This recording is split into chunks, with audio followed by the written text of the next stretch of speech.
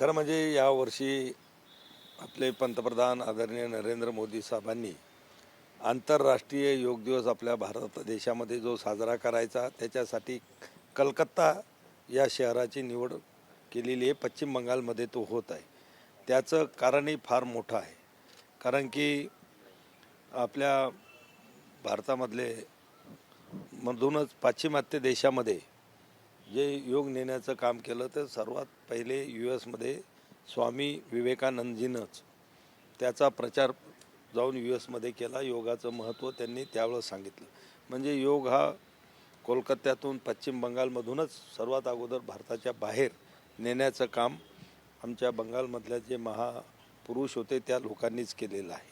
आणि म्हणून कोलकात्याला त्याचं विशेष महत्त्व आहे. आणि दुसरं एक विशेष असं महत्त्व आहे की मागची 35 वर्ष कम्युनिस्टांचं सरकार होतं, 15 वर्ष ममता दीदींचं सरकार होतं.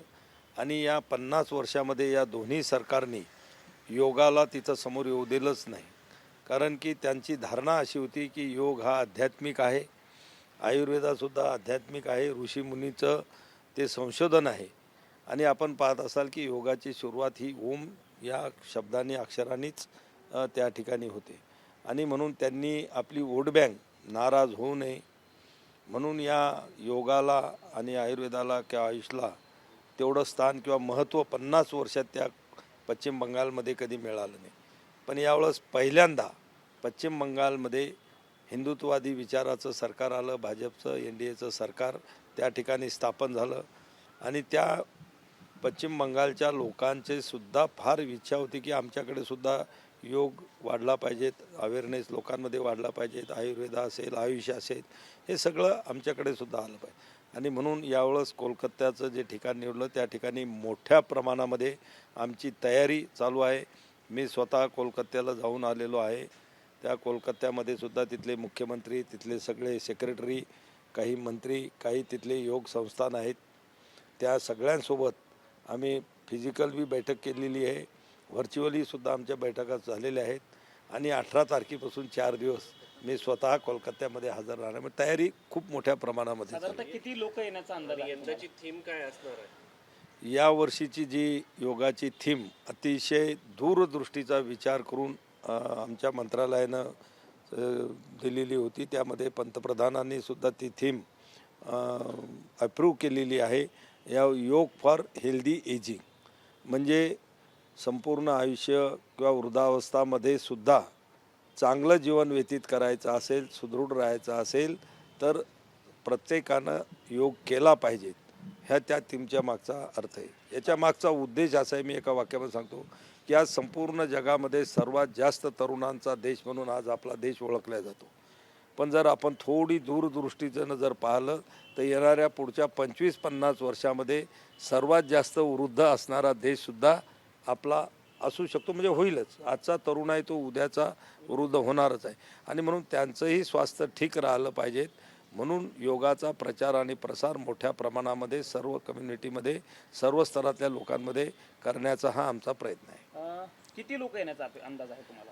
यावेळेस आमचं जे पहिले आम्ही असं नियोजित केलं होतं की आदरणीय पंतप्रधान जो त्या ठिकाणी स्वतः लोकांमध्ये जाऊन योग प्रोटोकॉलचा अभ्यास करतात, योग करतात, तर किमान 1 लाख लोक त्या ठिकाणी असले पाहिजेत किंवा आपण जमा होतील असा आमचा अंदाज होता. त्याच्यासाठी आम्ही परेड ग्राउंड मोठं एक तिथलं जे आहे त्याची निवड केली होती. पण ज्यावेळेस आम्ही त्या ठिकाणी जाऊन पाहणी केली, बैठक केली तर असं लक्षामध्ये आलं की पावसाळ्याचे दिवस आहे. एखाद्या वेळेस थोडा जरी पाऊस झाला तर त्या मैदानामध्ये चिखल होण्याची शक्यता आहे. मग त्यामुळं मग आम्ही तिथलं जे एक रेड रोड नावाचा जो एक मोठा रस्ता आहे, जवळपास 2.5-3 किलोमीटर लांबीचा, रुंदही भरपूर आहे. आणि मग ते ठिकाण आम्ही त्या ठिकाणी निवडलं.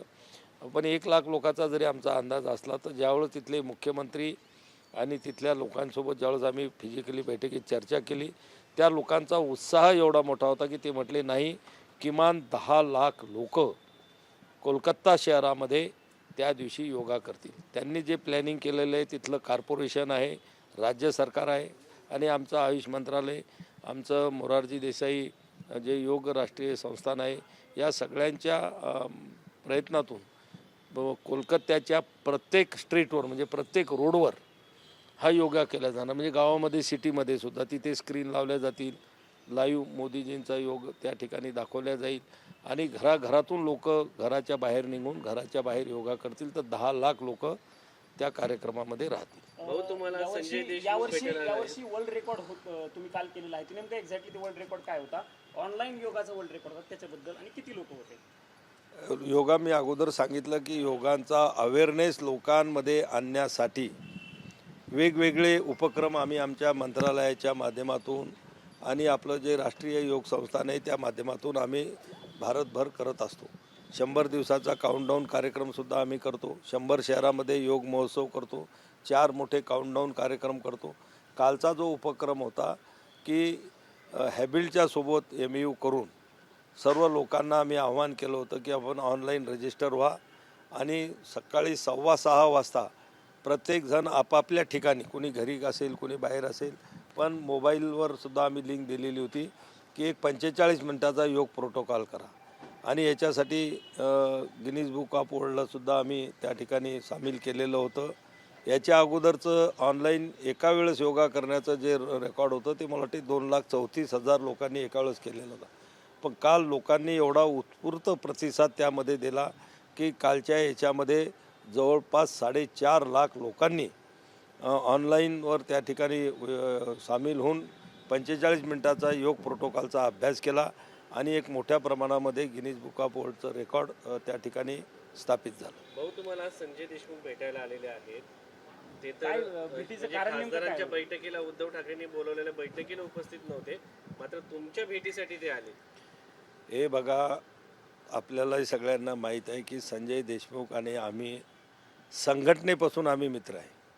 ते यवतमाळ जिल्ह्याचे जिल्हाप्रमुख होते. त्या काळामध्ये मी बुलढाणाचा जिल्हाप्रमुख होतो. म्हणजे बाळासाहेबांची ज्यावेळेस आहेत होते त्या काळापासून आम्ही संघटनेमध्ये सोबत काम केलं. आम्ही दोघंही एकाच रिजनमधले आहोत. आमची मैत्री चांगली आहे, संबंध आहेत आणि आता खासदार म्हणून जरी ते दुसऱ्या पक्षाकडून निवडून आले असतील तर माझ्या शेजारचे खासदार आहेत. यवतमाळ वाशिम लोकसभा मतदारसंघ हा बुलढाणा जिल्ह्याला जॉईंट आहे आणि म्हणून आमची मैत्री चांगली आहे. मैत्रीच्या नात्यानं वारंवार आमच्या भेटी होतात. आम्ही राजकारणामध्ये जरी एकमेकाचे विरोधक असलो तरी संबंध मात्र मैत्रीचे असतात आणि ते सगळे जोपासत असतात. मला वाटते उद्धव साहेबसुद्धा फडणवीस साहेबाला अनेकदा भेटायला गेलेली आहेत, पण त्यावेळेस काही फार मोठं काही चर्चा झाली भेटीचं नाही. कारण काय होतं? त्यांनी कारण काय सांगितलं? पक्षप्रमुखांच्या बैठकीला उपस्थित न राहता तुमच्याकडे येतात याचा अर्थ वेगळा निघतो. नाही, हे बघा, दिल्लीमध्ये आले, त्यांचं एक पर्सनल वैयक्तिक काम होतं. आज त्यांनी सुद्धा त्याचं शैक्षणिक क्षेत्रामध्ये यवतमाळ जिल्ह्यामध्ये त्यांच्या संस्था आहेत. त्यांचं एक असंच आयुषच्या कॉलेजच्या संदर्भामध्ये त्यांना थोडी माहिती घ्यायची होती आणि म्हणून त्यासाठी मी इथं दिल्लीत असल्यामुळं आणि योगायोगानं तेही आज सकाळी इथं आलेले असल्यामुळं त्या ठिकाणी मी आहे तर या चहा घ्यायला म्हणून आपण भेटू, बोलू, चर्चा करू म्हणून ते आले. पक्षाने सांगितलेला चहा घ्यायला ते येत नाही तर तुमचा चहा प्यायला याच्यात काय नातं आहे? हे बघा, असं नाही. त्याला कसं असते की ज्याला आपण म्हणू, आता मला वाटते काल काही तांत्रिक अडचणीमुळे मी आपल्याच माध्यमावर पाहत होतो, ऑनलाईन ते त्या बैठकीला उपस्थित होते. असं नाही की ते त्या ठिकाणी गैरहजर होते. आणि आज ज्या ठिकाणी प्रत्यक्ष ते दिल्लीत आणि मी दिल्लीत असल्यामुळं आमची प्रत्यक्ष भेट झाली, एवढाच फरक आहे. प्रत्यक्षात हे मैत्रीचे संबंध एका पक्षात येतील का भविष्यात? हा, ते तुमच्या पक्षात हे असल्यानंतर बघा, स्वागत केलं जाईल का? पक्ष हा वेगळा विषय आहे, मैत्री हा वेगळा विषय आहे आणि आम्ही निवडणुका लढतो. एकमेकाच्या विरोधामध्ये आपली विचारसरणी घेऊन आम्ही लोकांमध्ये जातो. आम्ही काही पूर्वीच्या लढाईसारख्या तलवारी हातात घेऊन काही आमची लढाई राजकीय लढाई नसते. ही विचारांची लढाई आहे. ते त्यांच्या पक्षाच्या विचारांना समोर जातात, आम्ही आमचा पक्ष घेऊन जातो. मात्र मैत्री आमची पण जर तुमच्या पक्षात आले, सध्या चर्चा सुरू आहे, वेगवेगळ्या जनमताचा अपमान करून अनेक लोक वेगवेगळ्या पक्षामध्ये जाताना पाहायला मिळतात. तुम्हाला असं वाटतं का ते तुमच्या पक्षात येतील म्हणून?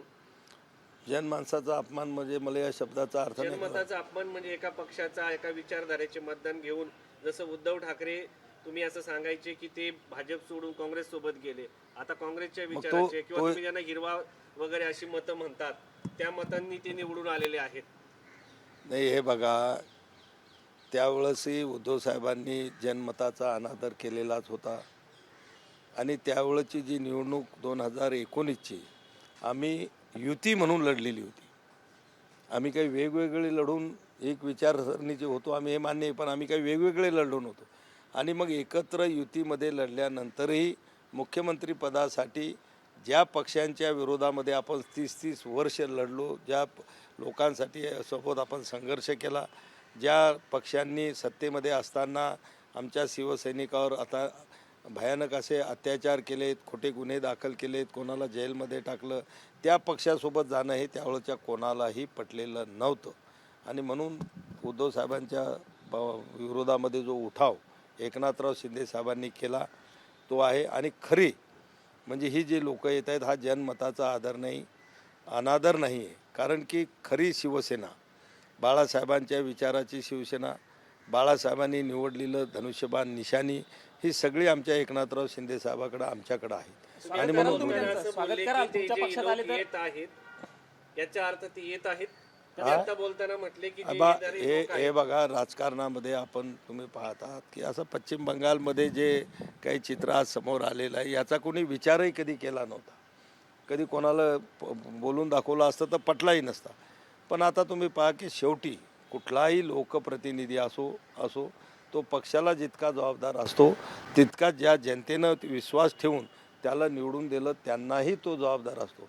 आणि लोकप्रतिनिधी निवडून देत असताना पक्षापेक्षाही आपल्या विकासाची काम कोण करेल, आपल्या सुखदुःखामध्ये कोण सहभागी होईल, अडीअडचणीला कोण धावून येईल, हा सगळा विचार करूनच लोक मतदान त्या ठिकाणी करत असतात. आणि मग जनमताचा आदर करायचा असेल, त्यांच्या अपेक्षेनुसार काम करायचं असेल तर निश्चितपणानं तशा प्रकारची भूमिका अनेक राज्यांमध्ये अनेक लोक विकासात्मक दृष्टिकोनातून घेताना आपल्याला दिसत आहे. 50-60 वर्ष भाजप हे विरोधात राहिलं तेव्हा त्यांना कधी जनतेची कामं, जनमताचा अनादर, लोकांचा संपर्क, पण अचानकच अलीकडच्या काळामध्ये 2/3 पक्ष डायरेक्ट उठतो, एका पक्षामध्ये जातो. हे नक्की काय म्हणायचं? जनमताचा आदर आहे की पैशाचा आदर आहे? नाही, पैशाचा नाही. हा लोकांच्या ज्या अपेक्षा आहेत ते पूर्ण करण्यासाठीच माहिती असतं ना, लोकप्रतिनिधी वेळ आली तर विरोधात बसावं लागेल. उद्या असं होईल की सगळेच विरोधी पक्षाचे लोक म्हणतील की आम्हाला निधी मिळत नाही, आम्ही चाललो दुसऱ्या पक्षामध्ये, सत्ताधारी पक्षामध्ये. नाही, विरोधी पक्षामध्ये फक्त निधी हा एकच कारण नसतं.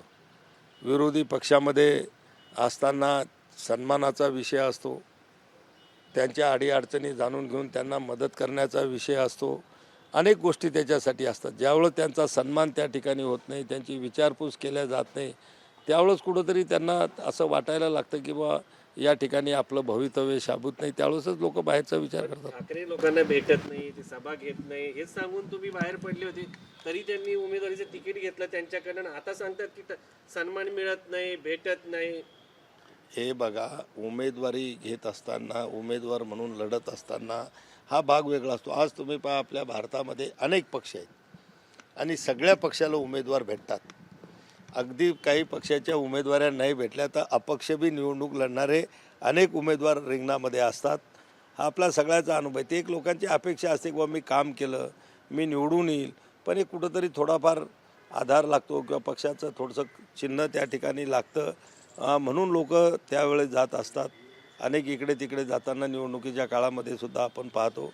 पण एवढं सांगतो की उभाटामध्ये जे लोक राहिलेले आहेत, आमदार खासदार असतील, ते आमचे जुने मित्र आहेत, आम्ही त्यांचे जुने मित्र आहोत, जुने सवंगडी आहोत, जुनं आम्ही सोबत काम केलेलं आहे. त्यामुळं राजकीय विचारसरणी जरी आमची वेगळी असली तरी मैत्री मात्र काही आमची फार दूर गेलेली नाही.